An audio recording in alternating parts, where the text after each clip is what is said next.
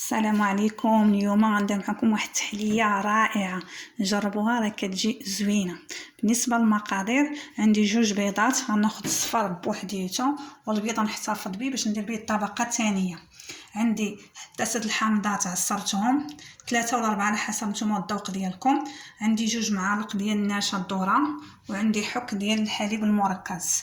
عندي هنايا نص لتر ديال الحليب غنديرو دابا فوق البوطه، غندير معاه الحليب المركز كامل،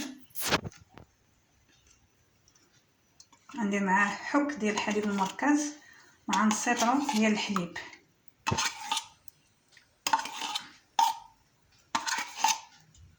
وانتم يمكن لكم حيت انا غنزيد الحليب، يعني غندير دابا غير نص لتر، يعني المجموع هو غيكون لتر ديال الحليب. غندير غير نص لتر هنايا ونص لتر غنديرو في الخليط.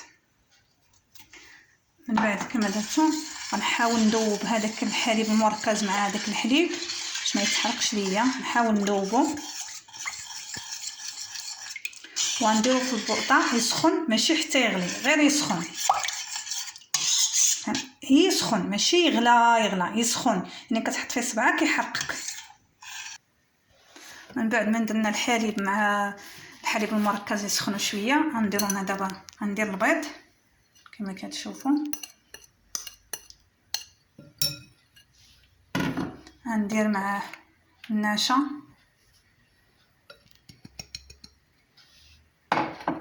غندير معاه الحامض تيحيد ديك الريحه ديال البيض، وغندير معاه الحليب اللي بقى. الحليب اللي بقى غنديرو كامل، يعني يضرب بقى منه تقريبا، قولي درت تقريبا 600 400، كنقسموه على 2 وصافي. دابا غنحاول نخلط هادشي مزيان.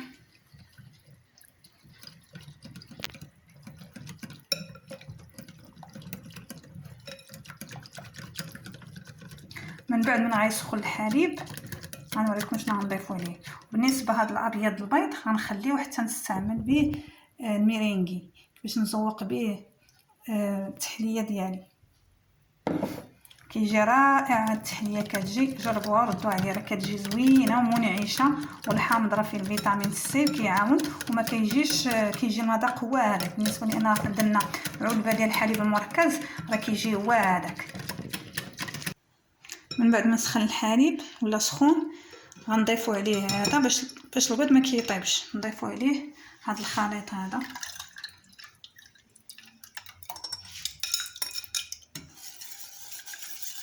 ونحاولوا نخلطو مزيان. شوفوا بلا كيعقد.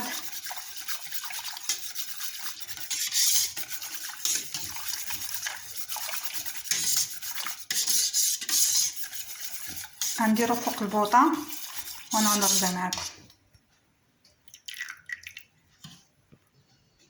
كما كتشوفوا من بعد شوفوا كيفاش تيجي، راه باقي سخون. راه يبان لكم يديروا الحامض يبان لكم بحال الحليب خسر، راه ما خسرش، راه كيجي رائع. ها نتوما كما كتشوفوا. دابا غنحاول نديرو في الكؤوس، نقسمو الكؤوس ما نعمرهاش حيت باش نزوق. نحاول نزيد هنا شويه صافي. نحاول ندير 2 مغارف صغار ما نعمرهمش. من بعد ما قسمناهم غنخليهم دابا يبردوا، كنخلي واحد شويه الفراغ باش نزوقوهم من الفوق، غنخليهم يبردوا. دابا غنحاول ندير الميرينغي بداك الابيض البيض اللي بقى. اول حاجه غندير السكر وغنزيد عليه الماء، درت نص كاس ديال السكر غندير عليه الماء صافي. كما كتشوفوا كندير السكر والماء كيغطي داك السكر، كما كتشوفوا السكر والماء كيغطي السكر، ما كنديروش الماء بزاف بحال السيرو، هي هكا كنديرو. يعني السكر وكلشي كيعرف يصاوب الميرينغي، اللي ما كيعرفش غنوريه. كندير السكر، درت نص كاس ديال السكر، غديري معاه تقريبا نص كاس ديال الماء، ونص كاس الماء ما يكونش عامر. دابا غنديرو فوق البوطه حتى كيوصل الغليان ديالو. كما كتشوفوا انا درت السكر مع الماء خليته كما كتشوفوا فيه الفقاعات. كيفاش نعرفوا اللي ما عندوش الميزان الحراري؟ غادي ناخذوا معلقه وناخذوا كاس فيه شويه الماء، كاس فيه شويه الماء بارد، وناخذوا معلقه وناخذوا شويه بحال هكايا كما كتشوفوا، غنديروه في الماء الا ولا بحال شكل كراميل راه داك كيتلصق في المعلقه راه مزيان. دابا انا من درتو في المعلقه غنوريكم ها المعلقه شفتوا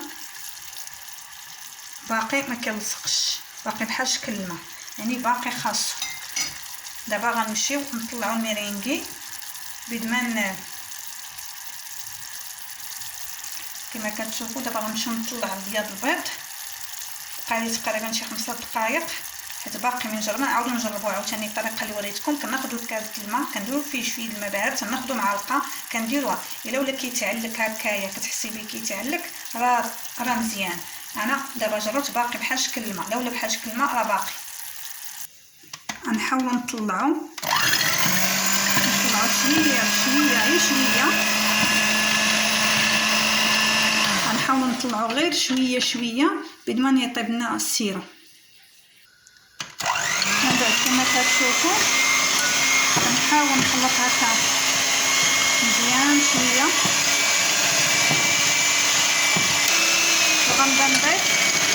وغنبدا نضيف السيرو شويه بشويه شويه بشويه وانا كنخلط كما كتشوفوا.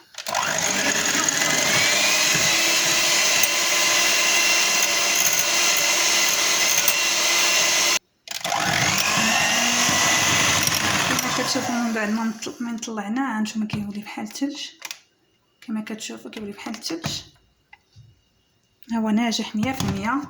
دابا غنخليه يبرد بوسطريط، غير درت التحليه خليتها تتبرد، التحليه خليتها كتبرد. دابا غنخليه يبرد ومن بعد غنوريكم كيفاش غنزوق. كيجي رائع التحليه، جربوها ردوا عليا. دابا غندير هادشي كلشي دابا من بعد ما نبردو. ودابا غنحاول عمرت هذا كله هنايا. لا عندكم داك البوش الحلواني قلت لكم ديروا، انا درت هذا كيجي ساهل عندي. دابا غنبدا نزوق.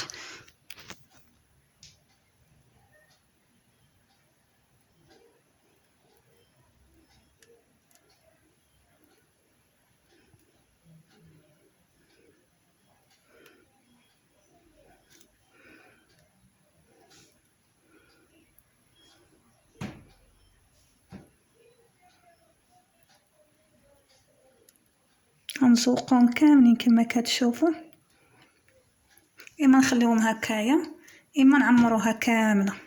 نتوما كيبقى لكم الحال.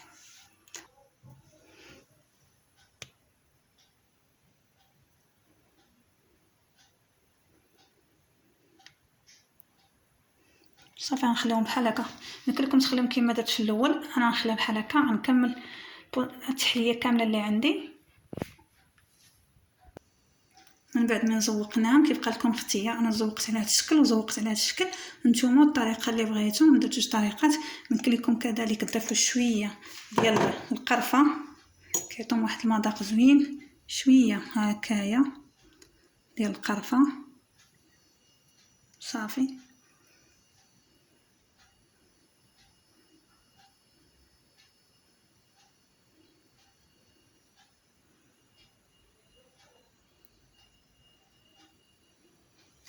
صافي كدير واحد شويه ديال القرفه.